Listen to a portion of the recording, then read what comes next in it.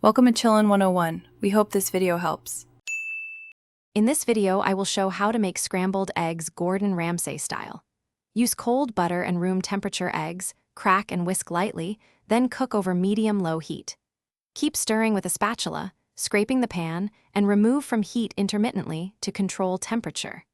Finish with a splash of creme fraiche or a knob of cold butter for creaminess, season gently, and serve immediately for perfect texture. Gather eggs, cold butter, a heavy pan, and a spatula before you start to make the process smooth and calm. Whisk eggs just enough to combine yolks and whites without aerating too much. Keep butter in cold chunks so it melts gradually and emulsifies the eggs, creating a creamy texture. Have seasoning ready and a warm plate to transfer eggs quickly, which preserves the perfect soft curd finish.